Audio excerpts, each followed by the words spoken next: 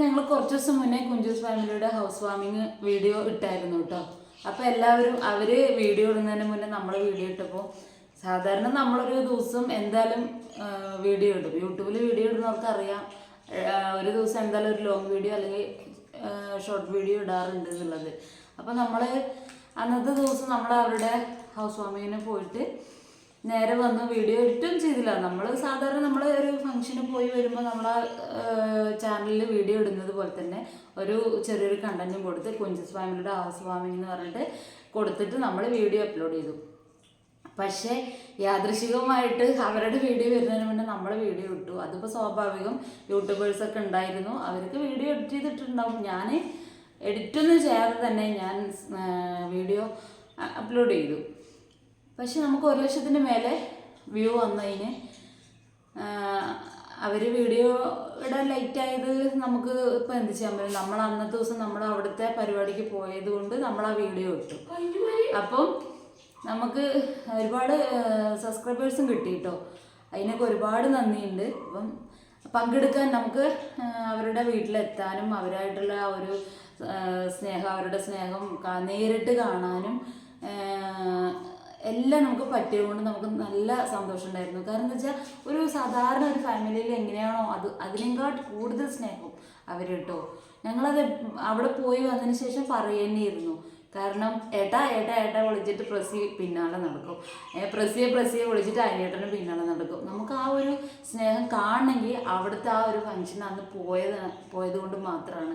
പോവാതിരുന്നെങ്കിൽ അത് നഷ്ടമായി എന്ന് ഒരുപാട് പേര് കമൻ്റ് ഇട്ടിട്ടുണ്ട്. പിന്നെ ചിലർ പറയുന്നുണ്ട് അവർ വീഡിയോ ഇടുന്നതിൻ്റെ മുന്നേ നമ്മൾ വീഡിയോ ഇട്ടു എന്ന്. നമ്മൾ അങ്ങനെയുള്ള ഒരു കാര്യം ചിന്തിച്ചിട്ടല്ല വീഡിയോ ഇട്ട്. കാരണം അന്ന് നമുക്ക് ഇടാൻ വേറെ ഒരു വീഡിയോ ഇല്ല. അന്ന് നമുക്ക് ഇടാനുള്ള ഒരു കണ്ടന്റും അല്ലെങ്കിൽ ഒരു വീഡിയോ അതായിരുന്നു. കാരണം നമ്മളുടെ ഒരു ദിവസം എന്താണോ എന്നുള്ളതാണല്ലേ നമ്മൾ വീഡിയോ ഇടുന്നത്. അപ്പം നമുക്ക് അന്നത്തെ യാത്ര നമ്മൾ അവരുടെ വീട്ടിലേക്കായിരുന്നു. സ്വാഭാവികമായും നമ്മളപ്പോൾ ആ വീഡിയോ ഇട്ടു. പക്ഷേ വീഡിയോ വ്യൂ പോയി. ഒരുപാട് കമൻറ്റുകളുണ്ട്. പ്രസിക്കും അനിയേട്ടനും എല്ലാം പറഞ്ഞ പോലെ അവരുടെ ഫാമിലിക്കും ഒരുപാട് കമൻ്റ് അതിൽ വന്നു.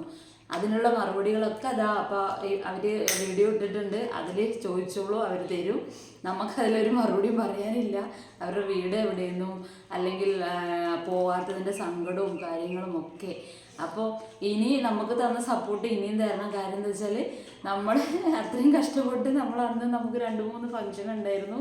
ആ പരിപാടികളെല്ലാം മാറ്റിവെച്ച് നമ്മൾ ആ പരിപാടിയിൽ അവരുടെ ആ ഒരു സ്നേഹം കാണാനും അവരുടെ ആ സ്നേഹത്തിൽ പങ്കെടുക്കാനും നമ്മൾ ധൃതി പിടിച്ചിട്ട് നമ്മളുടെ ആ ഒരു ടൈം നോക്കി നമ്മളവിടെ പാഞ്ഞെത്തിയതാട്ടോ. അന്ന് കുടുംബത്തിലാണെങ്കിൽ ഒരു കല്യാണം ഉറപ്പിക്കൽ, പിന്നെ ഒരു കല്യാണം, അങ്ങനെ വേണ്ടപ്പെട്ട ഒരുപാട് ഫാമിലിയിലെ പ്രധാനപ്പെട്ട ഫംഗ്ഷനിലൊക്കെ ഞങ്ങൾ കുറച്ച് സമയം സ്പെൻഡ് ചെയ്തിട്ടാണ് നമ്മൾ കുഞ്ചൂസ് ഫാമിലിയുടെ ഹൗസ് വാമിങ്ങിന് എത്തിയത്. അപ്പം നമ്മൾ എന്തായാലും വീഡിയോ ഇടുമല്ലോ. കാരണം നമുക്ക് അന്നത്തെ ദിവസം ആ ഒരു വീഡിയോ മാത്രം നമ്മൾ ഫോക്കസ് ചെയ്ത് പോയിക്കൊണ്ടിരുന്നത്. കാരണം അവർ അതായത് അവരുടെ വീഡിയോ എഡിറ്റ് ചെയ്തിട്ട് ചാനലിൽ അപ്ലോഡ് ആവാനുള്ള സമയം ഇത്രയും ദിവസം പിടിച്ചു.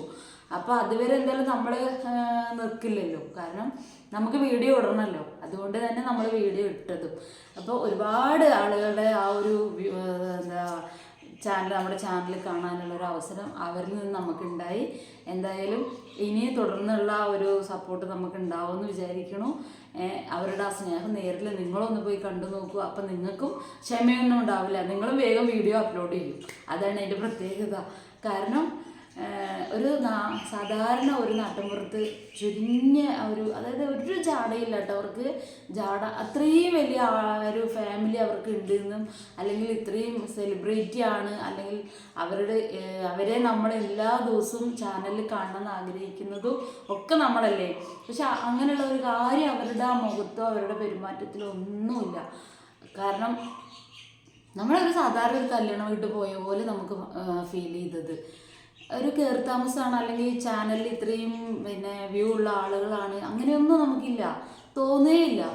നമുക്കൊരു ഭയങ്കര ഫ്രീ ആയിട്ടുള്ള അല്ലെങ്കിൽ ഒരു ഫ്രീഡം ഉള്ള ഒരു ഫാമിലി. എല്ലാവരും അനിയേട്ടൻ്റെ പെങ്ങളാണെങ്കിലും മക്കളാണെങ്കിലും. പിന്നെ എനിക്ക് സുകന്യനെ അത്ര പരിചയപ്പെടാൻ പറ്റിയില്ല.